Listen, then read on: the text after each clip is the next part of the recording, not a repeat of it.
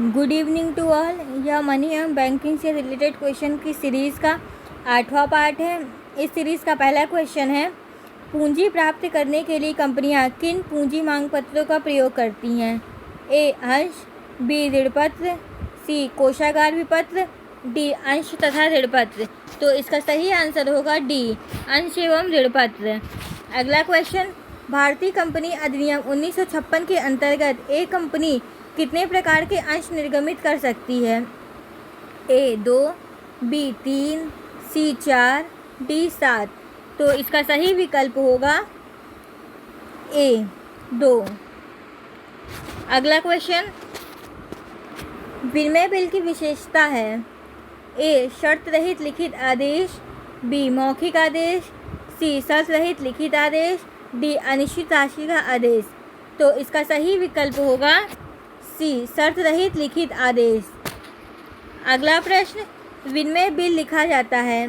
ए ऋणदाता पर, बी ऋणी पर, सी विक्रेता पर, डी लेनदार पर। तो इसका सही विकल्प होगा डी लेनदार पर। अगला क्वेश्चन, सावधि बिल की देय तिथि ज्ञात करते समय अनुग्रह दिवस डेज ऑफ ग्रेड के रूप में जोड़ दिए जाते हैं? ए 1 दिन, बी 2 दिन, सी 3 दिन, डी 4 दिन। तो इसका सही विकल्प होगा सी 3 दिन। अगला क्वेश्चन, साधारण रेखांकन में परंपरागत रूप से जो शब्द काम में लेते हैं वह है? Account payee, B and company, C not negotiable, D उपयुक्त सभी। तो इसका सही विकल्प होगा डी उपयुक्त सभी। अगला क्वेश्चन, चेक के रेखांकन का उद्देश्य है? ए भुगतान में विलंब करना, बी जल्दी भुगतान करना, सी सुरक्षित भुगतान प्राप्त करना, डी आंशिक भुगतान प्राप्त करना। तो इसका सही विकल्प होगा सी सुरक्षित भुगतान प्राप्त करना। अगला क्वेश्चन, चेक की अवधि होती है? ए 3 माह, बी 4 माह, सी 5 माह, डी 6 माह। तो इसका सही विकल्प होगा डी 6 माह। अगला क्वेश्चन, चेक के पक्ष होते हैं? ए 2, बी 3, सी 4, डी 5। तो इसका सही विकल्प होगा 3। अगला प्रश्न, निम्नलिखित में से कौन सा विनिमय साध्य विलेख नहीं है? ए 1000 रुपये का नोट, बी चेक, सी विनिमय विपत्र, डी प्रतिज्ञा पत्र। तो इसका सही विकल्प होगा ए 1000 रुपये का नोट। अगला प्रश्न, ऋण पत्र धारकों को कौन सा अधिकार प्राप्त नहीं होता? ए ब्याज प्राप्त करने का, बी अपनी ऋण राशि वापस लेने का, सी कंपनी के प्रबंध में भाग लेने का, डी उपयुक्त सभी। तो इसका सही विकल्प होगा सी कंपनी के प्रबंध में भाग लेने का। अगला प्रश्न, बैंक वह साध्य है जो ए मुद्रा में लेन देन करता है, बी धन का निवेश करता है, सी ऋण प्रदान करता है, डी इनमें से सभी कार्यों को करता है। तो इसका सही विकल्प होगा डी इनमें से सभी कार्यों को करता है। अगला प्रश्न, बैंक का शब्द का उद्गम बैंको शब्द से हुआ है? यह शब्द कहाँ का है? ए जर्मनी का, बी इंग्लैंड का, सी इटली का, डी डेनमार्क का। तो इसका सही विकल्प होगा सी इटली का। अगला प्रश्न, व्यापारिक बैंकों का मूल प्राथमिक कार्य है? ए जमाएं स्वीकार करना, बी विनिमय विपत्रों को बुनाना, सी डिमांड ड्राफ्टों की व्यवस्था करना, डी लॉकर की सुविधा देना। तो इसका सही विकल्प होगा ए जमाएं स्वीकार करना। अगला प्रश्न, किसी भी देश की बैंकिंग व्यवस्था का आधार माना जाता है? ए जनता का विश्वास, बी जनता का अविश्वास, सी देश में मंदी, डी उपयुक्त सभी। तो इसका सही विकल्प होगा ए जनता का विश्वास। अगला प्रश्न, व्यापारियों के लिए उपयुक्त शब्द है? ए बचत खाता, बी चालू खाता, सी आवर्ती जमा खाता, डी उपरोक्त में से कोई नहीं। तो इसका सही विकल्प होगा बी चालू खाता। अगला प्रश्न, सबसे सबसे अधिक दर से ब्याज दिया जाता है? ए बचत खाते पर, बी चालू खाते पर, सी सावधि खाते पर, डी इनमें से किसी पर नहीं। तो इसका सही विकल्प होगा सी सावधि खाते पर। अगला प्रश्न, अनुसूचित बैंक से अभिप्राय उन बैंकों से है? ए जिनका राष्ट्रीयकरण हो चुका है, बी जिनका राष्ट्रीयकरण नहीं हुआ है, सी जिनका मुख्यालय विदेशों में है, डी जिनका नाम रिजर्व बैंक की द्वितीय अनुसूची में शामिल है। तो इसका सही विकल्प होगा डी जिनका नाम रिजर्व बैंक की द्वितीय अनुसूची में शामिल है। अगला प्रश्न, एकल इकाई बैंकिंग प्रणाली अत्यंत लोकप्रिय है? ए इंग्लैंड में, बी भारत में, सी संयुक्त राज्य अमेरिका में, डी जापान में। तो इसका सही विकल्प होगा सी संयुक्त राज्य अमेरिका में। अगला प्रश्न, शाखा बैंकिंग प्रणाली का गुण है? ए लोच का अभाव, बी पूंजी के हस्तांतरण में कठिनाई, सी नकद कोषों की बचत, डी खर्चीली प्रणाली। तो इसका सही विकल्प होगा सी नकद कोषों की बचत। अगला प्रश्न, निम्नलिखित में से कौन सा व्यापारिक बैंक का कार्य नहीं है? ए ऋण प्रदान करना, बी निक्षेप स्वीकार करना, सी साख नियंत्रण करना, डी साख निर्माण करना। तो इसका सही विकल्प होगा सी साख नियंत्रण करना। अगला प्रश्न, किस खाते में बैंक से चेक की सुविधा नहीं प्रदान की जाती है? ए सावधि जमा खाता, बी चालू खाता, सी बचत खाता, डी इनमें से कोई नहीं। तो इसका सही विकल्प होगा ए सावधि जमा खाता।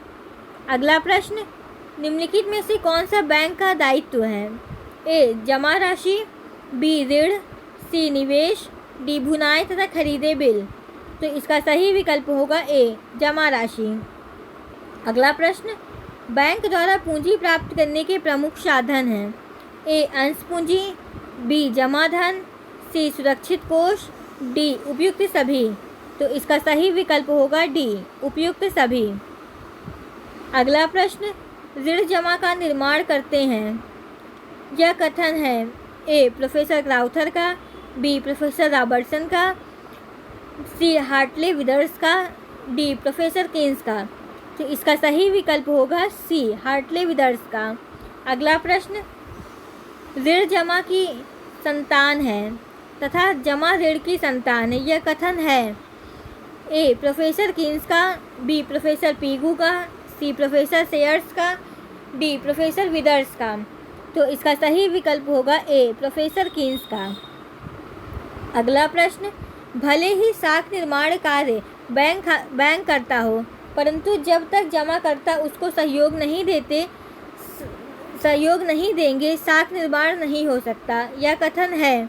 ए प्रोफेसर केन्स का, बी प्रोफेसर रॉबर्टसन का, सी प्रोफेसर क्राउथर का, डी प्रोफेसर पीगू का। तो इसका सही विकल्प होगा ए प्रोफेसर केन्स का। अगला प्रश्न, किस अधिनियम के अंतर्गत बैंक के प्रारंभिक पूंजी उसकी अधिकृत पूंजी की आधी से कम नहीं होनी चाहिए?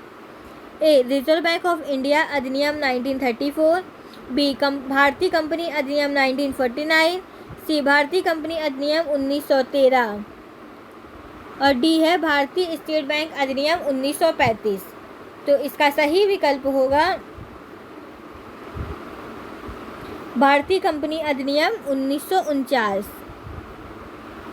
अगला प्रश्न, निम्न में से कौन बचत बैंक खाता खोल सकता है?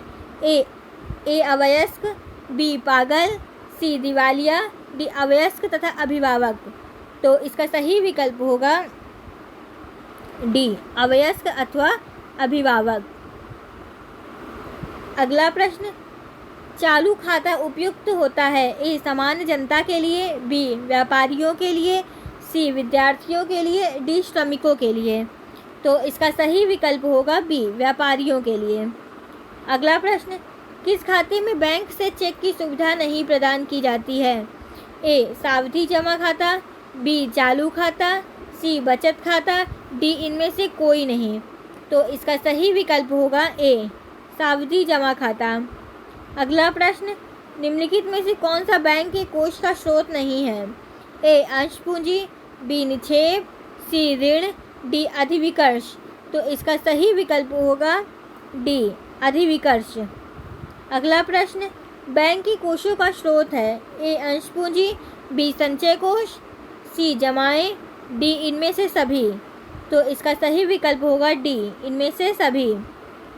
अगला प्रश्न, बैंक द्वारा ब्याज नहीं दिया जाता है ए बचत खाते पर, बी स्थायी जमा खाते पर, सी चालू खाते पर, डी आवर्ती जमा खाते पर। तो इसका सही विकल्प होगा सी चालू खाते पर। अगला प्रश्न, बैंक की सुरक्षा की प्रथम पंक्ति किसे कहा जाता है ए स्थायी स्कंद को, बी नगद कोष को, सी कोषागार विपत्रों को, डी सरकारी प्रतिभूतियों को। तो इसका सही विकल्प होगा बी नगद कोष को। अगला प्रश्न, दीर्घकालीन विनियोग में आता है ए बॉन्ड तथा ऋणपत्र, बी याचना मुद्रा, सी बिलों की कटौती, डी उपयुक्त सभी। तो इसका सही विकल्प होगा ए बॉन्ड एवं ऋणपत्र। अगला प्रश्न, बैंक का अलाभकारी निवेश विनियोग है ए बिलों की कटौती, बी प्रतिभूतियों में निवेश, सी नगद कोष, डी अधिविकर्ष सुविधाएं। तो इसका सही विकल्प होगा सी नगद कोष। अगला प्रश्न, बैंक रक्षा की द्वितीय पंक्ति में किसे शामिल किया जाता है ए अर्ध सरकारी प्रतिभूतियाँ, बी याचना मुद्रा, सी नगद साख, डी अल्प सूचनार्थ ऋण। तो इसका सही विकल्प होगा डी अल्प सूचनार्थ बिल। अगला प्रश्न, अल्पकालीन ऋणों में शामिल किया जाता है ए याचना मुद्रा, बी अल्प सूचनार्थ ऋण, सी नगद साख, डी उपयुक्त सभी। तो इसका सही विकल्प होगा डी उपयुक्त सभी। अगला प्रश्न, बिलों की कटौती में किया गया निवेश बैंक को ए आय प्रदान करता है, बी सुरक्षा प्रदान करता है, सी आय सुरक्षा तथा तरलता प्रदान करता है, डी तरलता प्रदान करता है। तो इसका सही विकल्प होगा सी आय सुरक्षा तथा तरलता प्रदान करता है। अगला प्रश्न, जनता द्वारा नकद मुद्रा का अधिक प्रयोग करने पर बैंकों की साख निर्माण क्षमता ए बढ़ जाएगी, बी कम हो जाएगी, सी कोई प्रभाव नहीं पड़ेगा, डी पता नहीं। तो इसका सही विकल्प होगा बी कम हो जाएगी। अगला प्रश्न, बैंकों के प्राथमिक जमाओं में वृद्धि होने पर बैंकों की साख निर्माण क्षमता ए घटती है, बी बढ़ती है, सी अपरिवर्तित रहती है, डी निश्चित नहीं। तो इसका सही विकल्प होगा बी बढ़ती है। अगला प्रश्न, केंद्रीय बैंक द्वारा सस्ती मुद्रा नीति अपनाने पर साख की मात्रा ए कम हो जाती है, बी बढ़ जाती है, सी स्थिर रहती है, डी स्पष्ट नहीं। तो इसका सही विकल्प होगा बी बढ़ जाती है। अगला प्रश्न, साख का प्रमुख आधार है ए ऋणी में विश्वास, बी व्यापार में वृद्धि, सी बचतों में वृद्धि, डी कीमत में स्थिरता। तो इसका सही विकल्प होगा ए ऋणी में विश्वास। अगला प्रश्न, भारत में समाशोधन गृह किसके नियंत्रण में कार्य करते हैं ए भारत सरकार के, B Reserve Bank of India के, सी भारतीय स्टेट बैंक के, डी राष्ट्रीयकृत बैंकों के। तो इसका सही विकल्प होगा B Reserve Bank of India के। अगला प्रश्न, भारत में समाशोधन गृह की स्थापना कहाँ से की गई थी ए पेरिस में, बी न्यूयॉर्क में, सी सिडनी में, डी लंदन में। तो इसका सही विकल्प होगा डी लंदन में। अगला प्रश्न, समाशोधन गृह का प्रमुख कार्य होता है ए सदस्य बैंकों के झगड़ों का निपटारा करना, बी सदस्य बैंकों के आपसी लेन देन का समायोजन करना, सी अन्य शहरों के चेकों की वसूली करना, डी सदस्य बैंकों का निरीक्षण करना। तो इसका सही विकल्प होगा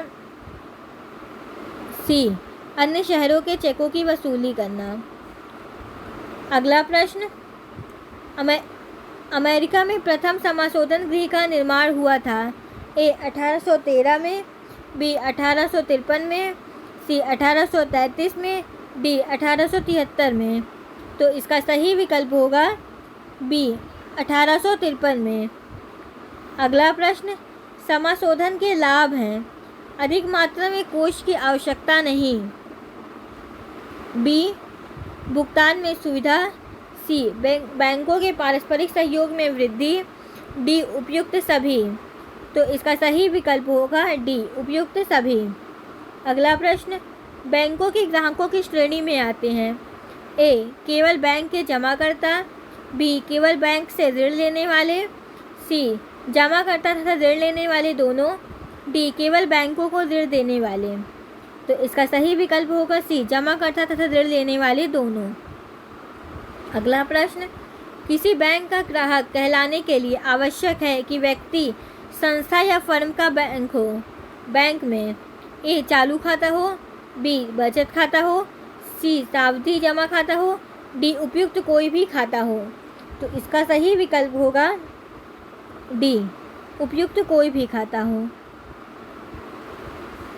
अगला प्रश्न, ग्राहक वह है जिसकी किसी बैंक व्यापार के पास कोई खाता है या जिसके लिए कोई बैंकर नियमित रूप से बैंकर के रूप में कार्य करने के लिए तत्पर है। यह कथन है ए, सर जॉन पैगेट का। बी, डॉक्टर हार्ट का। सी, सेल्डन का। डी, प्रोफेसर पीगू का।